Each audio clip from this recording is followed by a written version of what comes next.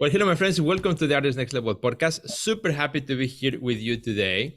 And especially because I am surrounded today by doctors. Yes, no, I'm not in the hospital. Actually, good doctors, psychologists to be more specific. And I have with me Dr. Rachel Bush. She's an artist and a psychologist. Dr. John Gerson, also a psychologist. And Dr. Yanina Gomez, a psychologist as well, which you guys already know. And today we're going to talk about crush self-sabotage and live fully, the artist's wellness journey to confidence and success. Yes, that's the book that you guys have heard about. And today we're going to unpack that with our friends here as well. So don't go anywhere. It's going to be a great chat. Resources, inspiring interviews, business practices, and practical advice to take your art career to the next level. Join Sergio Gomez in today's Artist Next Level and get ready to take control of your career.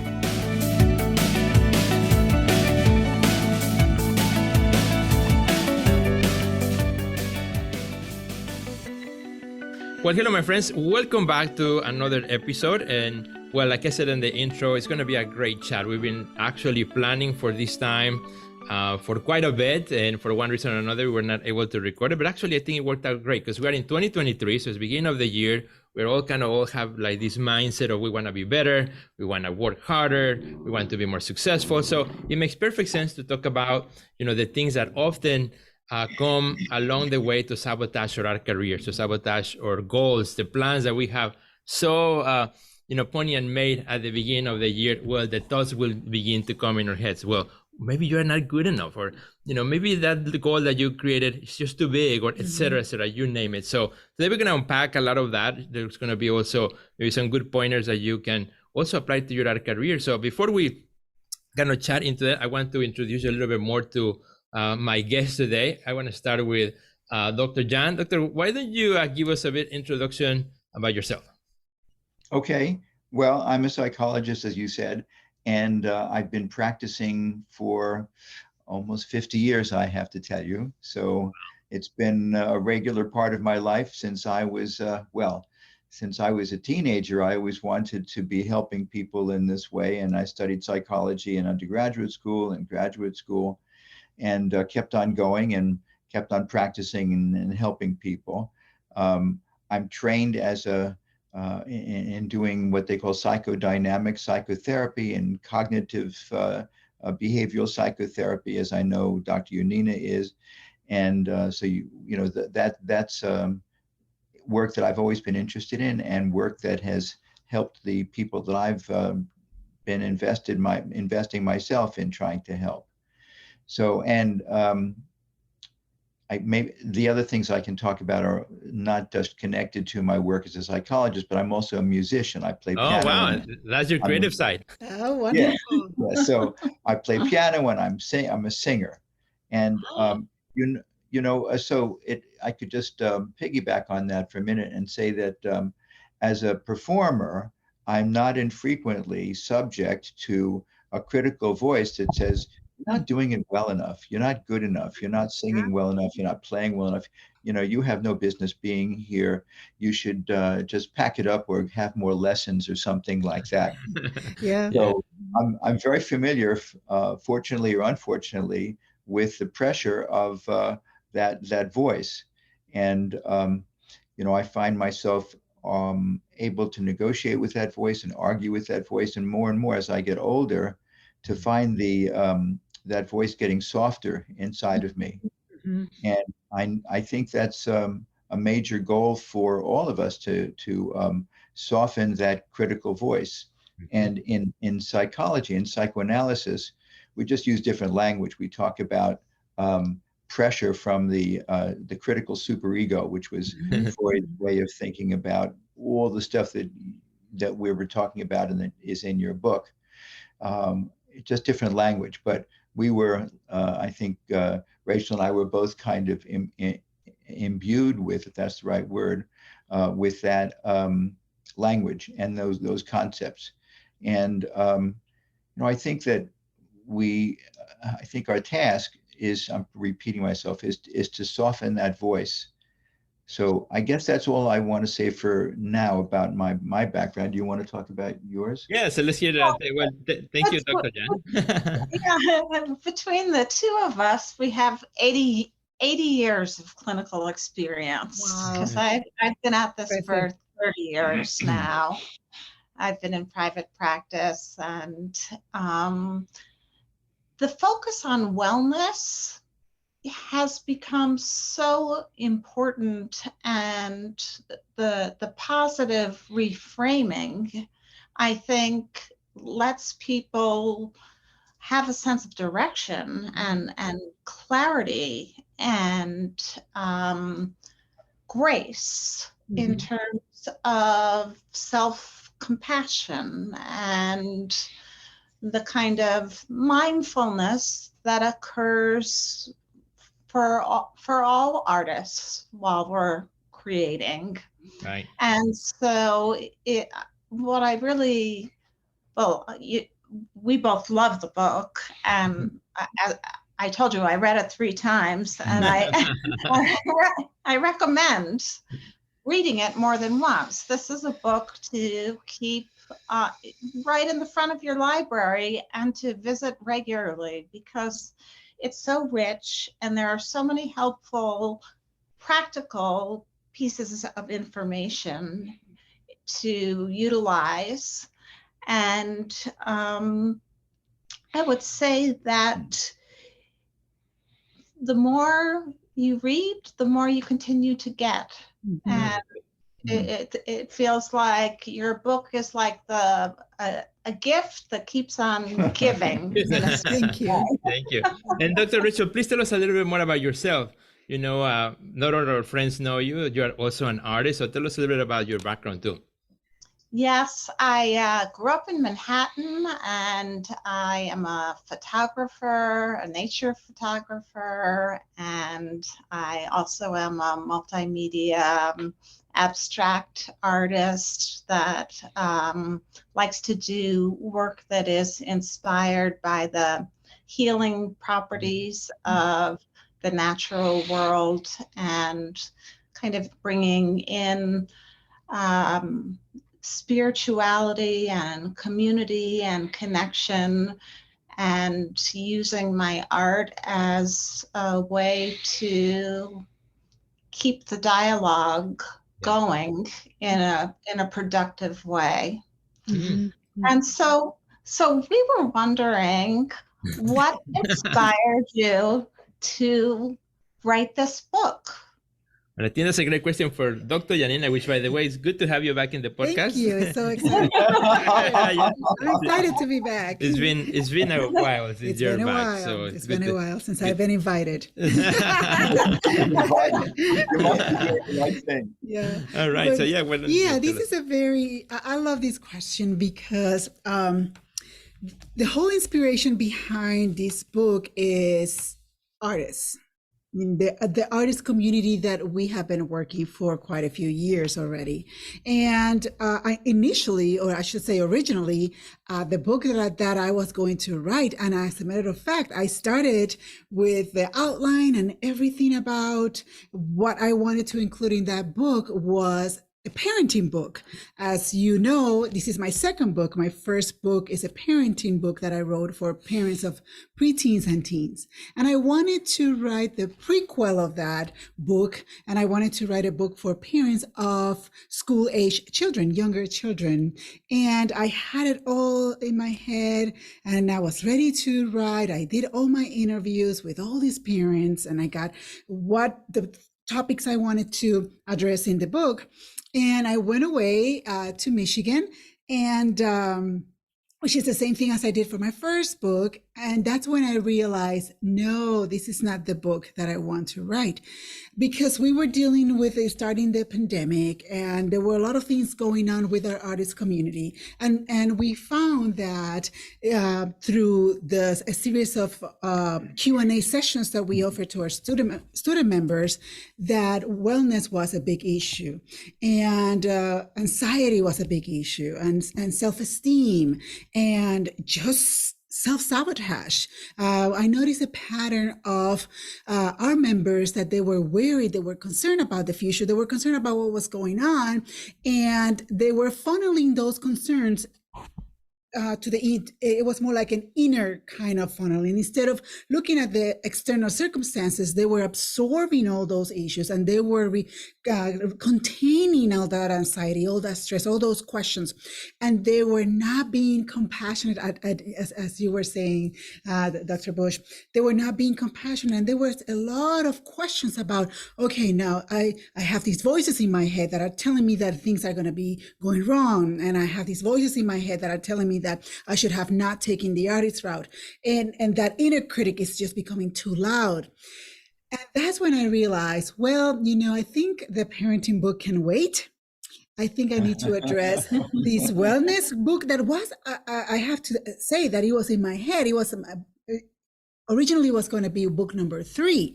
And I have to move it back and say, no, I think I'm going to write about self-sabotaging, because all those thoughts, all those ideas, everything was flowing in my head, and I had to just let it out.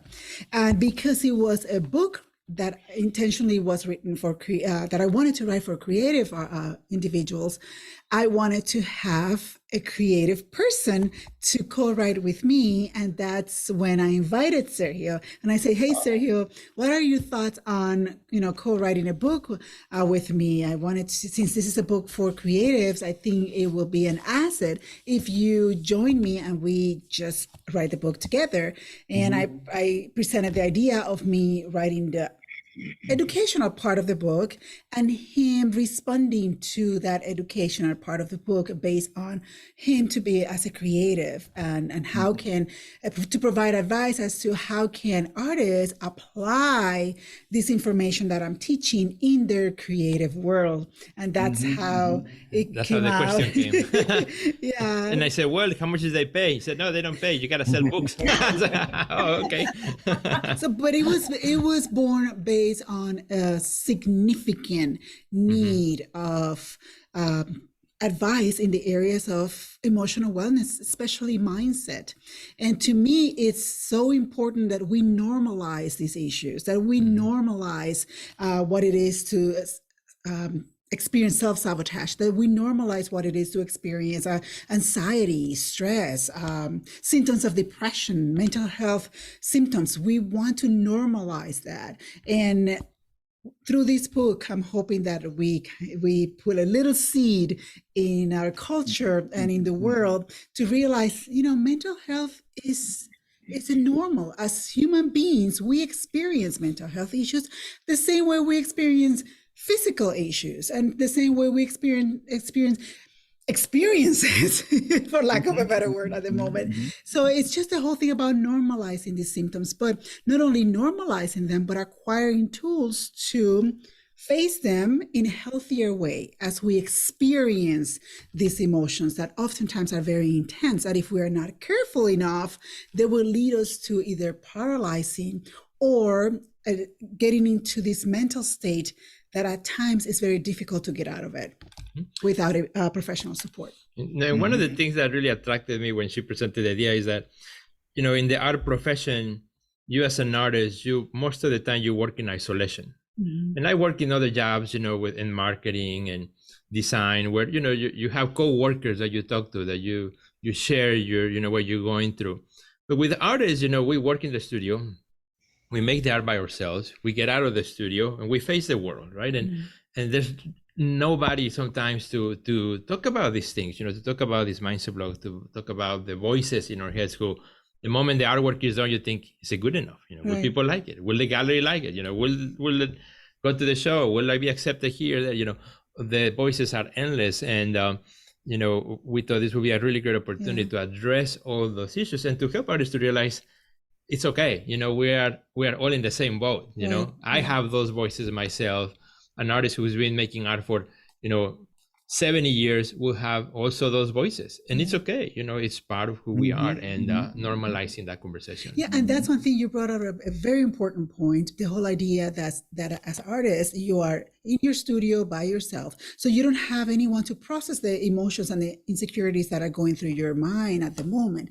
And what happens is because you are isolated in a way, then that presents an opportunity for your inner critic to just have a feast and get louder and louder. And with this book, our intention is to give artists the tools that they need in order for them to be able to not only to process that inner voice, but instead of seeing that inner voice as the enemy, instead of seeing your inner critic as your enemy, to see your inner critic as a partner and partner up with their inner critic to work together. Because at the end of the day, our inner critic is just a protector. Their inner critic is protecting you. And of course, the inner critic will bring up the past to intimidate you, not to move on, but it's just to understand that inner critic, to befriend that inner critic, to partner up with that inner critic, because sometimes our inner critic can also get us going,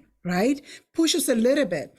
So it's just this idea of having more harmony, just having inner harmony, and not seeing your parts as enemies, but rather how can we work together to make the whole a healthier one. So that's kind of what we're trying to teach. That's I think giving people the tools for a certain kind of psychological and artistic integration. Right, yes. By inviting the inner critic into join the dialogue and all these other parts, it allows for a certain kind of wholeness that leads to more movement and momentum and kind of detoxification, if you will. Yeah, I agree. Detoxification of that powerful voice that shouldn't be as powerful as it is, but it's powerful anyway. Some of the work that I do with regard to this issue is to use imagery to help people go down into a deeper part of themselves and be able to visualize, well, what does that critical part of me look like? How big is it?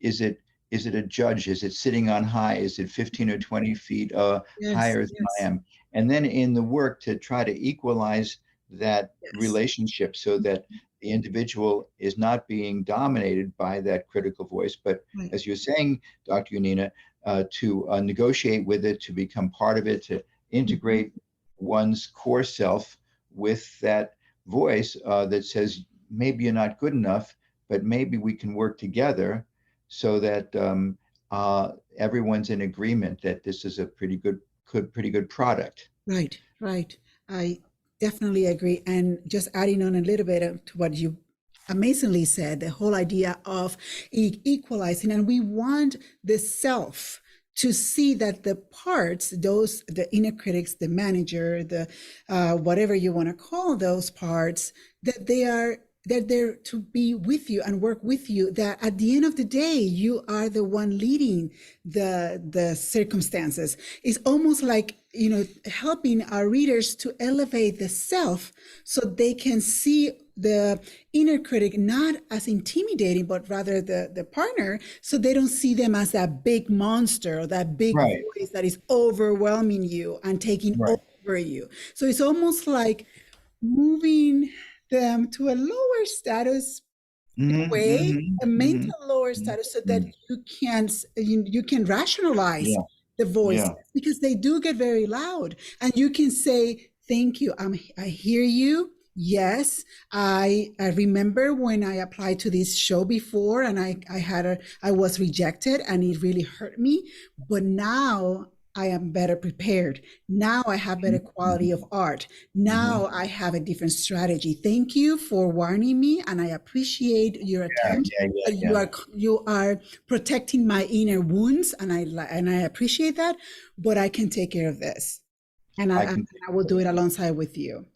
Right. So it's just kind of like empowering them to see themselves over their parts in a way, having that visual imagery and then being able to just observe a little bit of each one of your parts, listen to your parts, appreciate and see them with compassion, and realize, okay, now that I have all your inputs, from all of you, I'm making a decision for myself or for all of us, whichever way they want to. Right.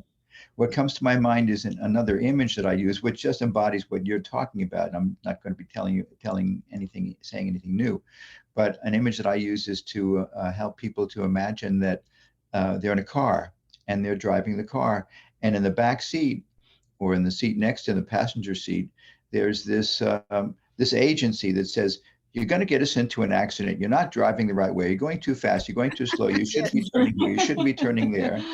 And then, you're the driver, you're saying, okay, you have to sit in the back seat because I'm driving the car. And I hear you, and I know that you're concerned about us, but don't worry. I'm driving the car. I'll get us to where we need to go safely. Yes. And you can relax in the back seat. And why don't you have an ice cream cone while I'm driving? I love it. Relax, just chill. Relax in the back. Oh, that's lovely. Yeah.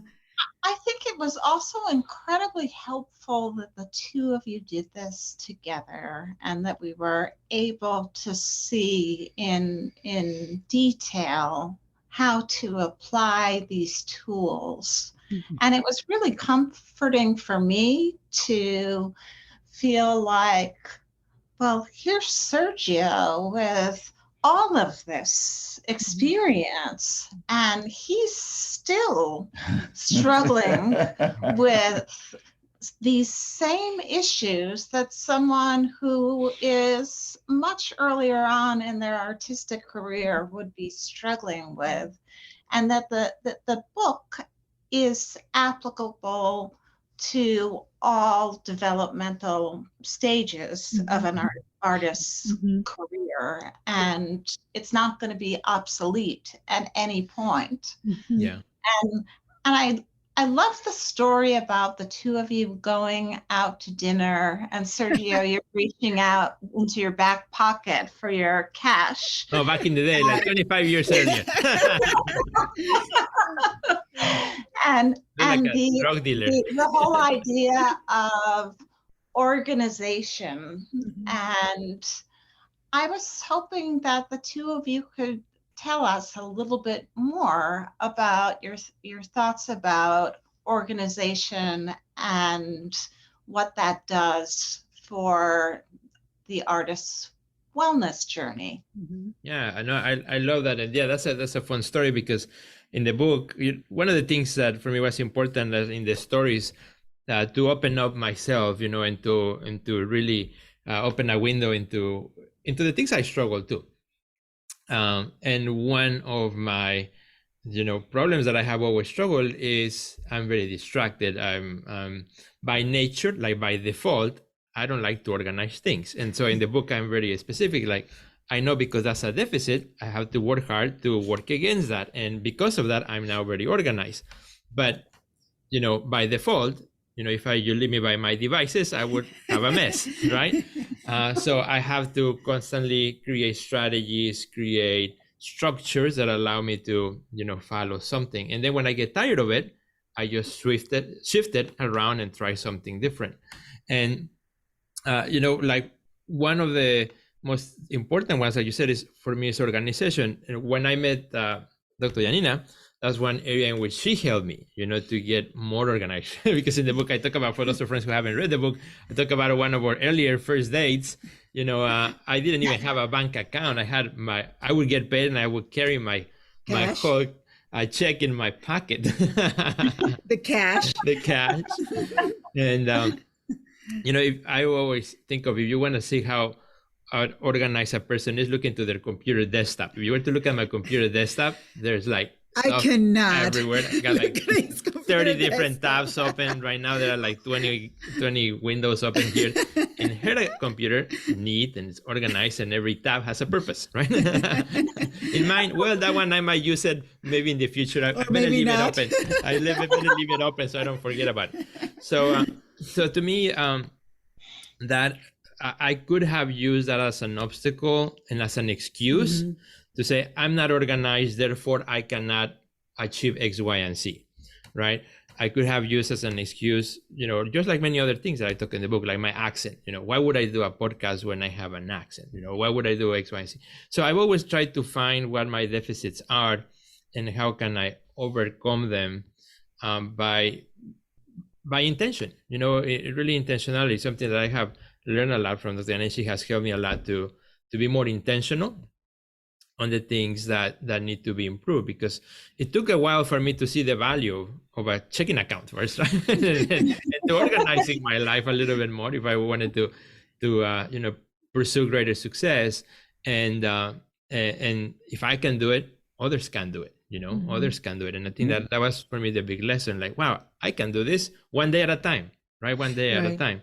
And that's the word that we give in the book is like, it's one day at a time. Wake up in the morning, decide to switch something one day at a time. I cannot say I have overcome organization because I haven't, and I'm not trying to. What I'm trying to do is manage it and work my way through it. Yeah, and what comes to my mind is using the disorganization rather than pushing against it or saying, no, you shouldn't be there, I shouldn't be so disorganized, but rather accepting, well, this is who I am, this is what I do. And it reminds me of progressive education in this country. I can't remember the name of the man who was responsible for it. Anyway, he talked about the workshop, in school, having an industrial arts workshop, and the kids are just crazy with objects everywhere and paint everywhere, and everything looks completely disorganized. And what can come out of that, if all the disorganization is accepted as useful, is something that's coherent and unified. Like a star, the pieces of the star are everywhere, but if once they combine, then you get a star.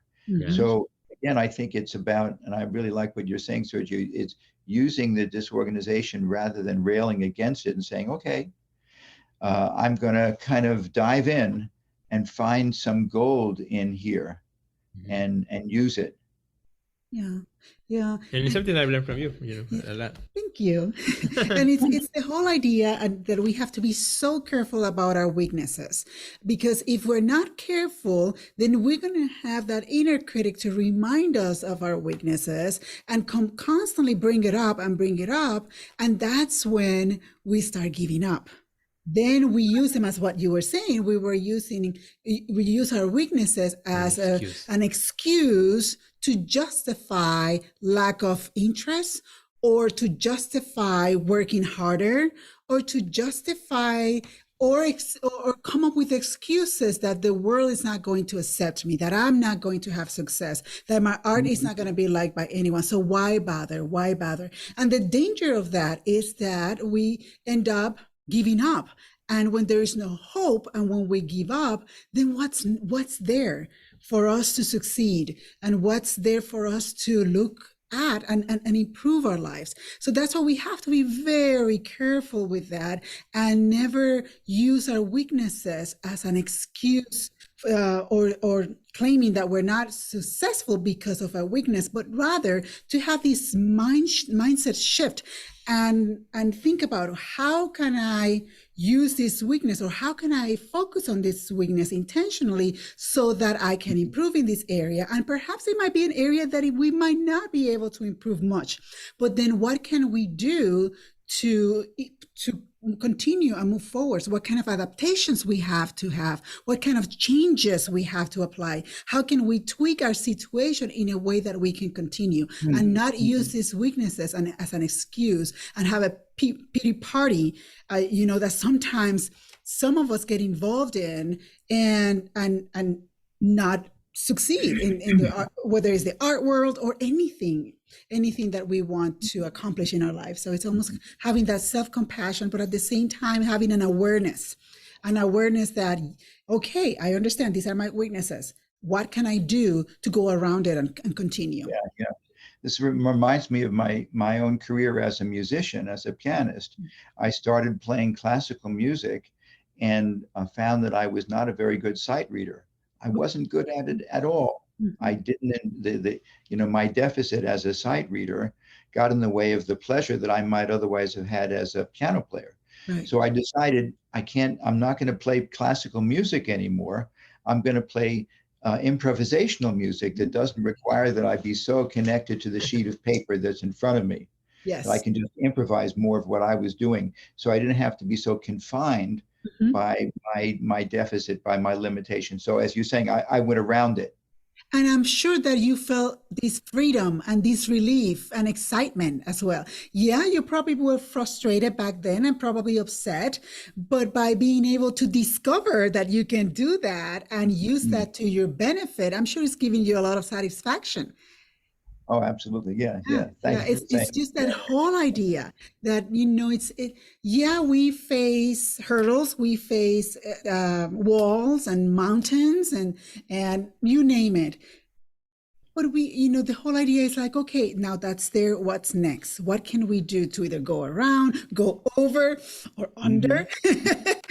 Continue, to continue. And it's the whole idea of keeping that, just ignite that spark within you and allow it to help you keep on trying and not giving up. And I do get it. Sometimes we give up. Sometimes it's like, oh my gosh, I tried this. I tried doing it this way, the other way. And I recently experienced something like that, because sometimes it's tiresome. Sometimes it's like, oh my goodness, I'm trying going to the left, I'm trying going to the right, and I'm exhausted and I just don't see my way out. And that's when we have to listen to ourselves and say, okay, then we need a break. We need to stop. We need to just back off a little bit, distract ourselves with something that is more pleasurable, and put the goal we have set that we're not getting there aside, because now we're not concentrated, we're exhausted. So now it's time for us to kind of fuel ourselves, whether it's physically, emotionally, you name it, so that we can get ourselves ready to face that obstacle once again. And I venture to say that when you refuel yourself, you find strategies, you find a support system, then that mountain is more manageable. I'm not saying it's easier, but it will be more manageable. But sometimes we don't give ourselves that me time to just reflect, relax, become aware, and just listen to our inner world. And rest our bodies. Sometimes we don't. Yeah. So I think we're wasting time. I'm really resonating to what you're saying. It's so important to be able to rest, to back away from the pressure that says I'm not doing it well enough. And through that process or experience of resting, I think what happens is there's a metabolizing of what's been happening, kind of out of awareness. If we can only trust and be patient that an inner process is going to take over, with the result of which will be something coming up that we can trust, that's coherent, that I can look at, that I can see, and I can say, aha, this is what I was waiting for before. And now, because I was able to rest and it all percolated inside of me, here it is. It brings clarity. Brings clarity, Yeah, that's a very good point. And I think, going on this topic, I think that in our culture, resting is not seen very in a good way, especially if you're a parent. You're like, how can I rest? I have all these children, or I have to cook, I have to do this, I have to work, I have to do. If you're an artist, it's like, oh my goodness, no, I cannot rest, because if I rest, then that will be time away from the studio. And if there's time away from the studio, oh my goodness, then what kind of artist am I? And you gotta post in Facebook, Instagram, Twitter. Like the list goes on and on. Right. There will always be something to do, but how can we take some time for ourselves so that we can recharge and refuel, so that we can do things better? It's a whole idea that people think like, if I rest, I'm wasting time. But in my point of view, it's like, if I rest, I can have more clarity, I can do things better, I have more energy to perform even beyond to what I think I can do, because I'm giving myself that time. So there's this kind of taboo all about, when it comes to mental health, when it comes about resting, it's like, I don't know, what are your thoughts on that? There's a word in Italian that I can't remember, but it is equivalent to the art of doing nothing. Yeah. The art of doing nothing. Yes. And I think there's something to be really said for that we require that downtime to refuel psychologically and physically. And for example, if we're tired, it's just very difficult to work efficiently. And then there are times when you have an idea and you're in the studio and you're just on a roll and you feel like you're flying with thoughts and purpose and energy. And I think the book gives us so many tools to have that feeling of what you need to do to become more hopeful and energized. And I was wondering if you could say a little bit more about self-affirmations and the role that they serve. And the way I see self-affirmations is a way to rewire your thoughts, to rewire the way you think about yourself. It's the whole idea of sometimes, especially when you're experiencing self-sabotage, it's quite common that all this negativity takes over and all these negative thinking patterns, we fall into those patterns. And again, it goes back to there's no clarity and we're focusing on what's happening right now, but we are not seeing the possibilities because we're so focused on the mess that we have in front of us that we're not seeing the possibilities. But through these affirmations, my whole purpose of this is to invite the reader to see their ideal self. Where do you want your creative career to be like or look like? How do you want to be, or who do you want to become? What areas you want to let go so that you can open up some space for more positive experiences and visualize that ideal self, that ideal art career or creative career, and not only visualize it, but make it come true through rewiring your brain, rewiring those thoughts. And one way, the way that I invite our readers is to write down exactly that person that you want to be and to identify those areas that are hindering you, but not only identify those areas for self-awareness, but then take it a step further. What do you want to accomplish? Where do you want to see yourself? If fear has been paralyzing you, how will life will look like if fear was not an issue in your life? And invite the viewer to just visualize that ideal self, write it down on a piece of paper, and every day read it. And every day remind themselves of that ideal self, even if they don't believe that they are there, to still read it. And it's just like any habit, habits, good habits take time to adapt, right? It takes over 25 days at least to adapt a new habit. And this is the whole concept I use it for these affirmations.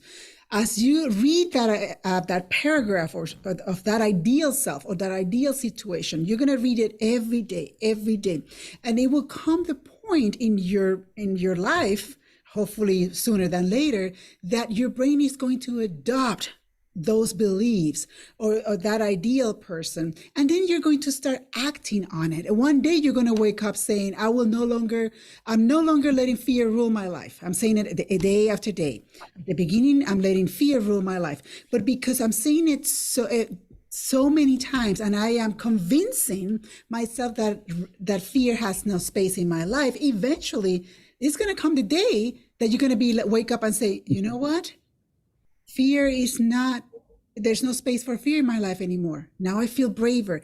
There's going to come the day that you're going to make that decision and say, I'm believing what I'm reading. Therefore, I'm going to act on this. And I'm going to act because this is what I believe. It went from being an ideology into a reality. But we need to almost convince ourselves that reality is possible. And through repetition, my goal is to help our readers to get there, to turn that ideology into reality. But it does take time and a lot of intentionality and repetition, and eventually shifting that mentality from this is my ideal self into this is my actual self. But it takes some time. And what I like about the affirmation exercise, and which we practice, both of us, is that it is organic. You know, it doesn't have to stay forever as is. You know, you write it and you read it every day and you act upon it, and then you edit it, you know, as life moves on, because at different stages of life you have different ideas, different things that you may want to do, and so forth. So I find myself, you know, constantly, particularly beginning of the year, changing it, editing it, and over the years it has become, which started like a first like one giant page, and over the years has becoming smaller and smaller, you know, to trying to kind of, even now this year, is like, I'm an artist on a mission. You know, that's short of a statement, but that encompasses a lot of things within that, you know, and it's been an exercise of over the years, you know, bringing it to what's most important. It has helped me also focus on my mission. You know, what, at the end of the day, what is my mission? And now this year, sharing that with my audience. You know, you're an artist on a mission. You gotta pick what your mission is.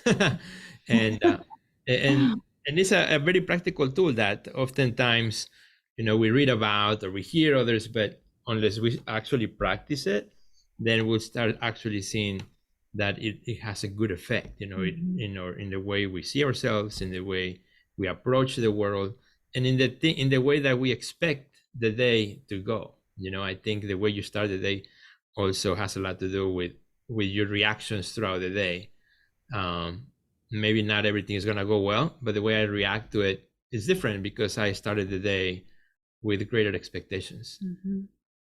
And it comes out from the concept of neuroplasticity, the whole idea that we know our brain is so powerful, and we can learn new things. And there's this ideology in which, I'm getting older, I cannot, the older I get, the less I can change. But at the same time, it's like, well, with intention and repetition, things can happen. You know, sometimes we put ourselves excuses. It goes down to excuses. And trying to justify perhaps a lack of. And it's important that we are intentional about these things, and we're intentional. As I said, our brain, and you can add on to this, is very powerful. And as we underestimate the power of our brains. And this type of exercise is just a little tool that we all can use to prove ourselves that, yes, it can be done. It can happen. And as you were saying, to rewire the brain. Yeah. And from a nerdy perspective of thinking about neuroplasticity, one of the recent findings is that there are 40,000 cells in our heart that are not heart cells, but they're undifferentiated like brain cells. And so when you're changing and rewiring the brain, there's also a rewiring of the heart as well, and that there needs to be an integration between the head and the heart. The heart, yes. Thank you for sharing that. Yeah, it's so true. It's so true. And it even goes to like when we're talking about plain English, you're like, when you want something so much, you do whatever it takes to get there, right? So there's always a connection between our brain cells and our heart. There's always have been. There's that emotional connection. And especially when we're talking about success, you really have to want it, and you really have to desire the success, because being a successful person, being a successful artist is not easy.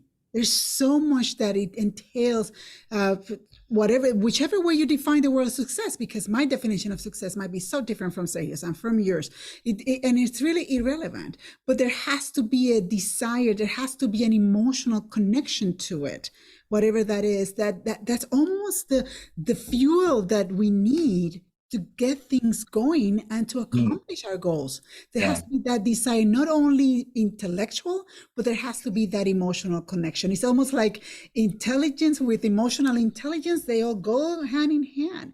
And we can talk about making decisions. We often make better decisions when we are in a better mood than when we are upset or disappointed or angry or depressed, because they go hand in hand. There's this idea that emotions can lead you to making bad decisions, but I mean, I argue that I think it's the opposite. The better you are emotionally, the better and healthier your emotional state, the more clarity you see, so that you can allow your brain to process the information and make better decisions. I don't know what your thoughts are on that.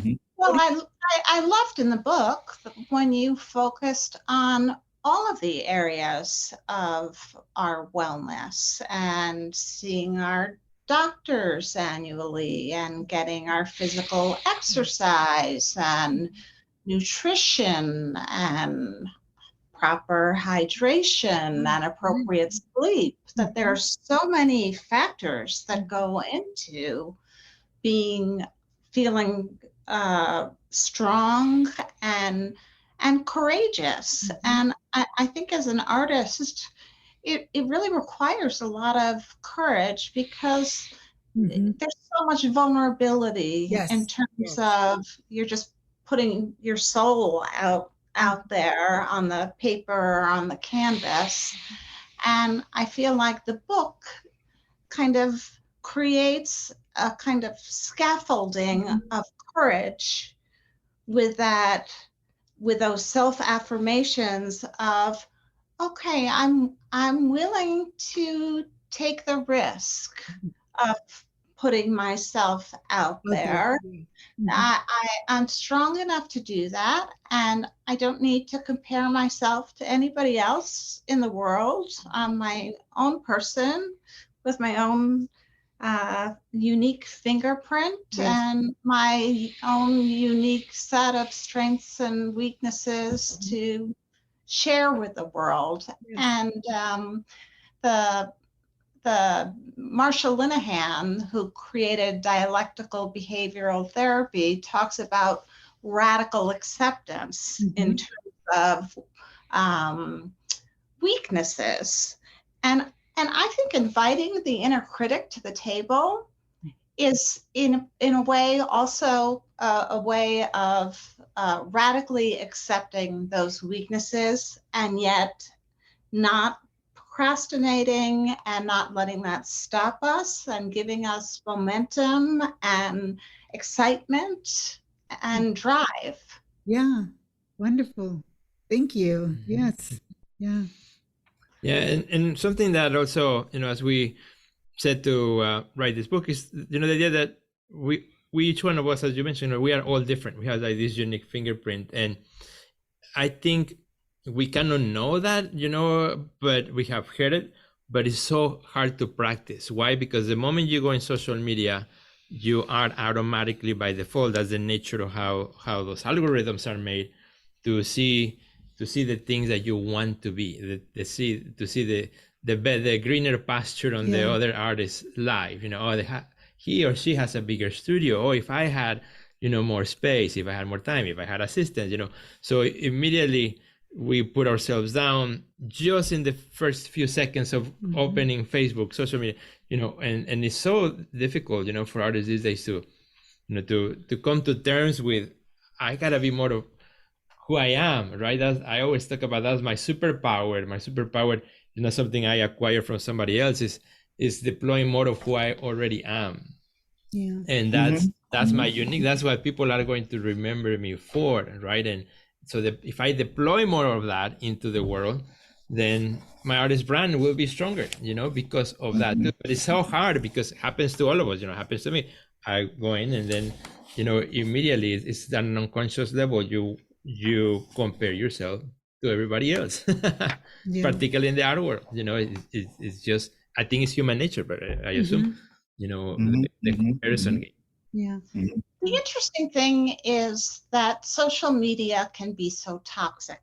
Yeah. And so we recently hung 4 of your paintings, Sergio, that we have.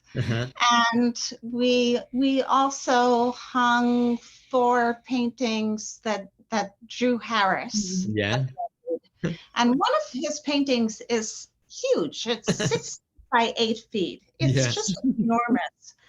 And actually having your art and Drew's art together, they go together beautifully. Oh, thank you. And in addition, it has the opposite effect. It's so inspiring to look at the work and to see all of that beauty up close, and it inspires me to feel like, oh, I can push a little harder, or take the time with the details. You don't need to rush. Think about these masters and their work and the amount of time that they've put in.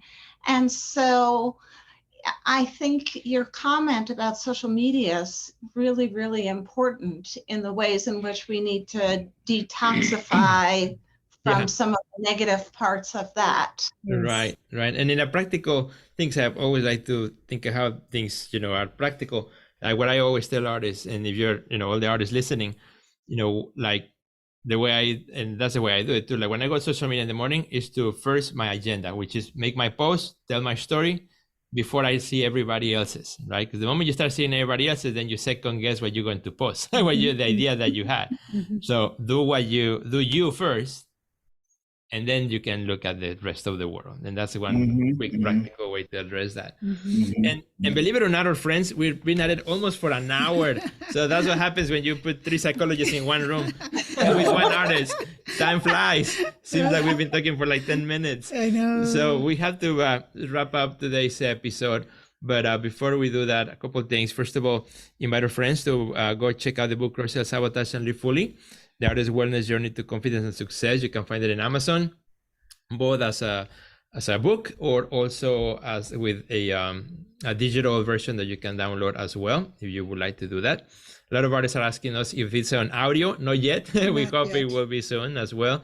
And we hope to translate it to Spanish and perhaps other languages. But I want to also thank both of you, well, the 3 of you, for joining me today. Such a pleasure to chat with you. I would love if you guys were the psychologists in the room, if you can leave us with one thought each that you can say, perhaps an artist listening right now, something that can help us precisely that, help us boost as we look at 2023. If you could have like one word of advice for us that can, help us really push in the year in a good direction and something positivity that we can have today. So we'll start with Doctor, whichever of the doctors want to start first. Just jump in. There you go, Dr. Jan, go ahead. What comes to my mind is the value and the importance of trusting oneself, trusting yourself. I remember years ago, I was a pretty insecure young man, and I was working with a therapist, and I idealized him in a way, and I said to him, I want to be more like you. And he said to me, I want you to be more like you.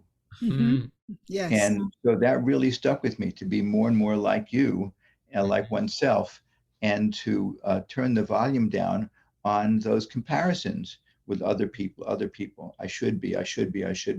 So to embrace oneself and to trust oneself, to expand, to grow, to evolve. Yes. And I think that can happen so well if that inner critic is, as we've been saying, too big.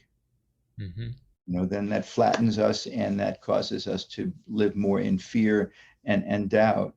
And just as you've been saying, Rachel, inviting the doubt to be part of the table is really important because it's going to be there to some extent. I think as we become more experienced, the self-doubt gets to be a smaller entity inside of us. And we can say, okay, I can do this. I know I can do this. I've done this before. Yeah. Awesome. That is beautiful. Thank you. And my word would be gratitude. I love that. That if we wake up with gratitude and we live our day with gratitude, it's going to guide us where we need to be and keep us connected in a really essential way. Yeah. I love that. Yeah. Gratitude is such a powerful word. Thank It you. is. How about you? And to add on, I would say to practice self-compassion, because it's so easy to punish ourselves. It's so easy to put ourselves down where we're not feeling well. And so it's just an invitation that instead of comparing yourself to others, why don't we start comparing ourselves to ourselves so that we Yeah. see the growth and we can appreciate the growth. And it's okay to look up to other people and become inspired and allow them the space to motivate you to move forward. That type of comparison, it's healthy, but we often tend to fall into the more negative type of comparison, and we start to put ourselves down. Then we start to see, okay, he is doing it, he or she's doing it, or he's making it, or she's making it, and here I am all miserable. That type of comparison will not get you anywhere. So if you find yourself comparing yourself to others and ending up feeling bad about yourself, it's time to stop. It's time to start practicing self-compassion and start comparing yourself to yourself. That's when you're going to start seeing the growth that you're making, that you're so busy looking at others that you're missing out. So it's important that you focus on your growth so that you can make a greater impact through your art and as a person. Well, that is super amazing. 3 fabulous words of advice there for all of us to take into account today and to put to practice, today, tomorrow, this week. That will be great. Thank you so much for joining us today, for listening. Check out, again, the book. Check out the Art Next Level Academy too, which Dr. Rachel Butch is one of our amazing artists in the community. We would love to have you as well. And my friends, we hope to see you again in the next episode. And I will see you at the next level. Goodbye.